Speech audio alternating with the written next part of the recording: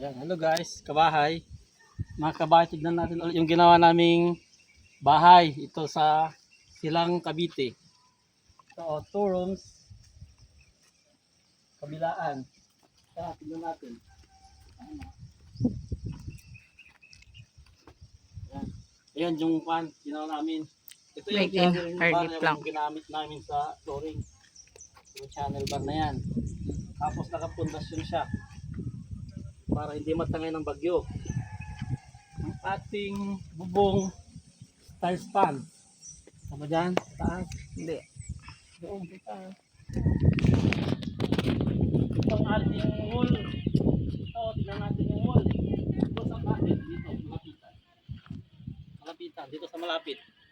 Tignan nyo, oh, maganda. Ito Making yung plank hard na ginagamit namin na modern. Yan, oh, matibay. May mga design siya, oh. Oh. Sliding na rin yung mga bintana.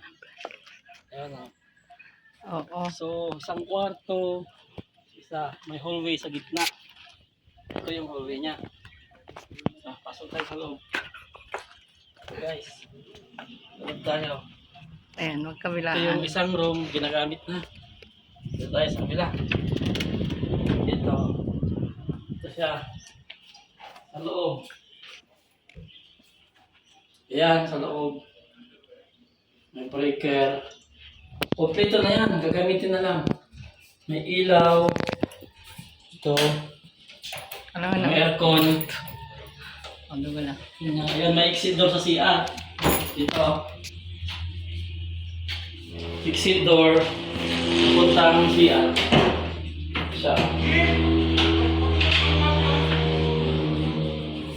Ito yung kwarto niya.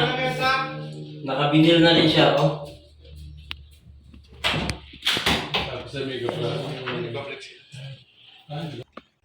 Ayan na sa malayuan.